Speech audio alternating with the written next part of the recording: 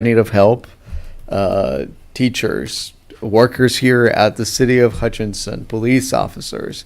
Uh, there's all sorts of people here who call themselves Hispanics, and they've built this community, helped build this community.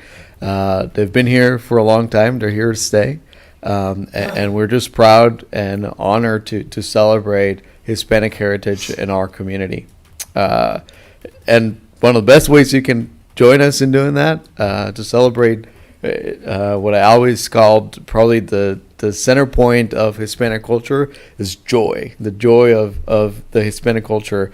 It's at the Southwest Bricktown Hispanic Heritage Month Fiesta. And I won't say more because I have Cecilia Pina here, who will give you more details about that. But a great opportunity to connect with the Hispanic community, great opportunity to learn and connect and have some yummy food. And probably the highlight of the event is seeing Councilmember Garza's killer dance moves. So please join them. And if you are interested in connecting, learning more, please reach out. Happy to do some of that connection for you. But I hope you take some time to recognize and think about the contributions that Hispanics have had in our community, but certainly in our nation. Those contributions that are important and that should be honored and celebrated.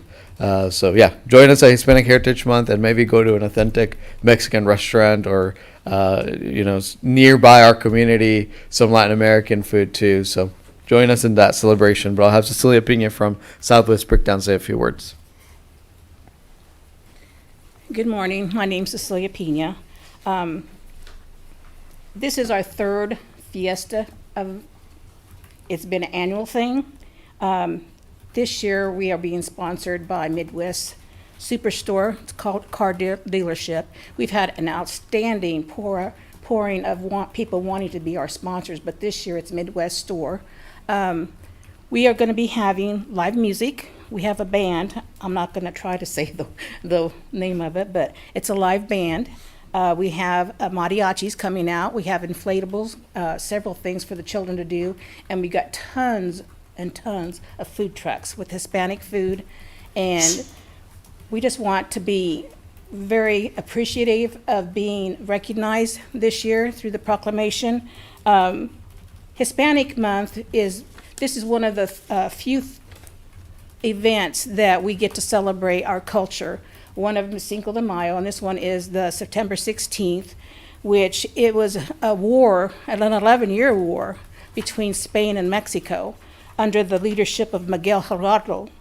It was called the Mexican Independence War, and that war brought on Spanish rule. The Spain ruled Mexico. Well, we won that war. It was a victory, supposedly. But then we fell into some hardships with America. They took over the southwest part of America, and there was treaties that were signed, and those treaties, most of them were not complied with. They kind of fell to the wayside a little bit. But as Dave said, we have made many strides as a Hispanic community with leadership roles throughout the world. We have senators, we have governors, we have mayors. We have tons of leadership and people that are going to do further education. And this gives us an opportunity to share our culture with you and to let you know what kind of heritage we have, which is very strong, and continue to grow within our communities to make it a livable, happy, and diverse place. So I really appreciate this proclamation, and it shows to us that you are giving us that opportunity. So I hope you come out. It's September 23rd. It's going to be on 300 block of West Sherman. If you have any questions, West First, I'm sorry. That's my address.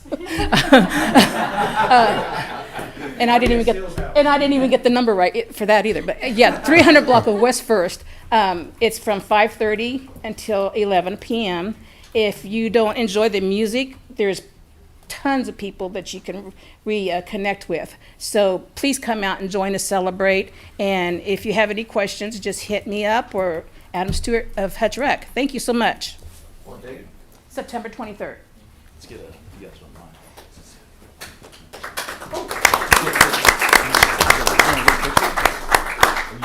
Yeah.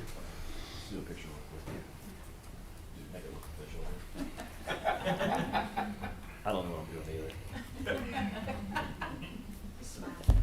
That's right. You want to say a few words, please? Jesse Garcia Juma. Actually, I had another observation just on the way here. I was reminded of how all of our ancestors, all the Mexicans that actually worked on the railroads and all across America.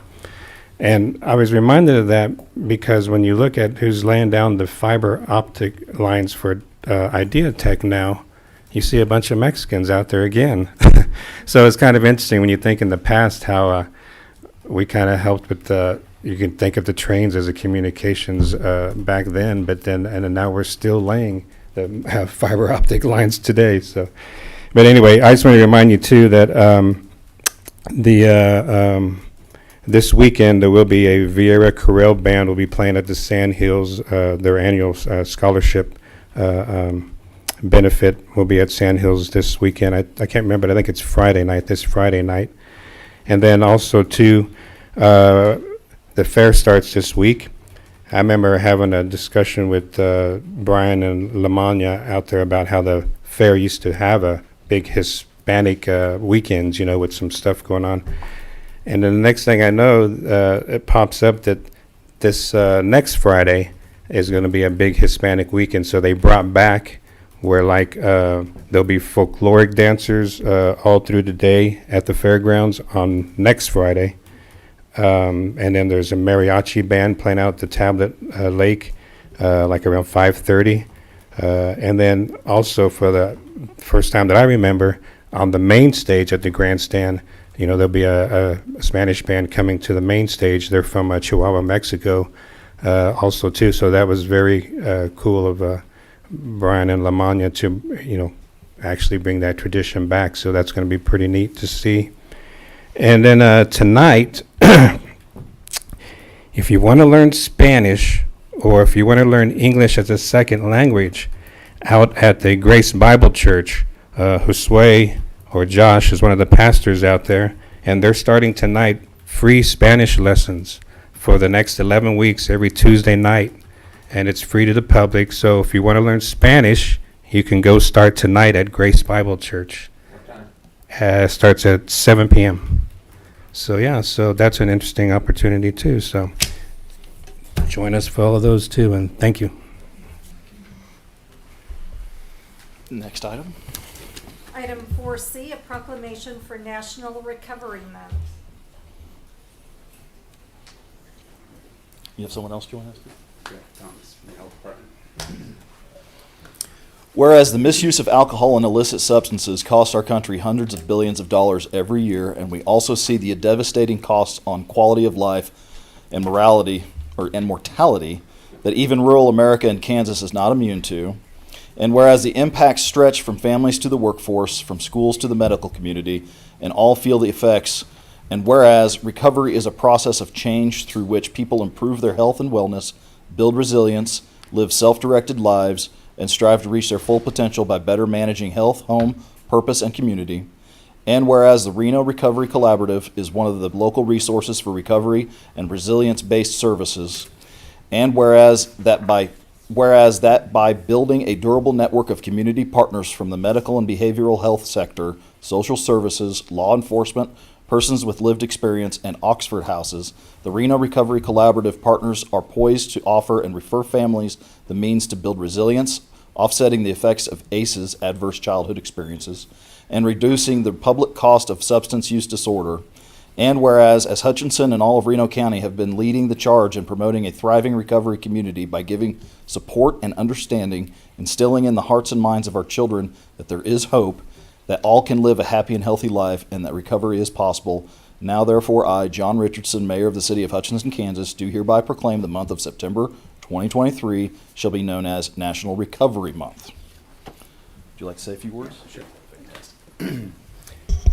Just want to say thank you all for recognizing September as National Recovery Month, and especially here on a local level. We know that there's a lot of work that goes on here, and it isn't just one sector like the proclamation reads. Many times we tend to look, unfortunately, at those negative consequences that are associated with substance use disorder. But September is a chance where we get to look at those individuals, those 23 million Americans that are estimated to be in recovery, and to celebrate those successes and that positive change that individuals are involved in and engaged in their communities, taking that action. And here in Reno County, here in Hutchinson, Kansas, we have several of those that are also taking that positive change. So thank you very much for this opportunity. Who are you? Who's this? Oh, Seth Dewey, Reno County Health Department. Let's get a picture.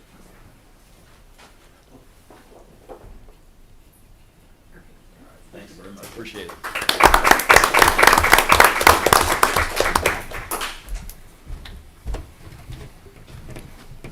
Next item, please. Item 5A, a presentation for the Reno County Hutchinson Fights Addiction Fund Grant. Please state your name before you start. Thank you. Good morning. My name is Candace Davidson, and I am the Health Education and Promotion Supervisor at the Health Department. And I'm also facilitator for the Opioid Settlement Funds Advisory Oversight Committee, which is a really long name, but we'll get into that here in a little bit. So thank you for the opportunity to talk to you today about all the great progress that they have made. This committee is made up of our community partners and has been meeting since March to learn about what is happening in our community, as well as to look at the data surrounding the opioid epidemic, and to also understand what the opioid litigation allows for spending of the funds. They have put together a request for proposal, which is in front of you, hopefully, to allocate the Kansas Fights Addiction Funds money. They are planning to put the money back into the community through evidence-based practices that help to save lives from prescription opioid misuse and illicit opioid use. So I'm asking today that you approve the Reno County Hutchinson Fights Addiction Fund Grant Program request for proposal today. Thank you. Any questions? I don't believe we have any questions right now. Okay, excellent. Thank you. Thank you very much. Thank you. Next item, please. Item 5B, oral communications from the audience. All right, good morning, everybody. This is the section where we open up the podium for public comment. Please limit your remarks to 5 minutes and to items not already on the agenda that we'll be addressing later. Yes, just please state your name and address, sir. Hello. I don't want to really give my address at this time, but I will give you my name, Fair Gary enough. Stephen. This is the first time I've been here, but what the problem is, because I don't want to, I'm coming here for guidance. I have a neighbor that has parties every weekend. They start at 2 in the morning. This has been going on for a year and a half. I've had the cops out numerous times. I've been down to the police chief, or down to the station 5 times, and all I get is keep calling, keep calling. You know, so what I've came is to come here to ask you guys to give me a direction to go or give me some guidance on this, because me and my neighbors are tired of it. I go to his landlord, he lives in a rental, and all they tell me is they can't do anything. I don't believe that, because I know if he lived next door to them and had those parties, he wouldn't be living next door to them anymore. So that's why I'm here. I don't want to mention names right now, but I would like some guidance, because a year and a half is ridiculous. And that's why I came. This is the first time I've been here, so. So you've called the police, they've been out and given warnings, and that's all it's been escalated to? I assume they've been out. I've talked to them. I don't know. I guess warnings is, I don't think he's ever got a ticket. So, but what happens is he has so many people show up that you hear cars slamming in doors. If they're playing their radios loud, they don't think about it. You know, they've came, so it wakes you up. I've went out a few times and told them to turn their radio down, which I don't think at 2 or 3 or 4 in the morning is a very bright thing to do.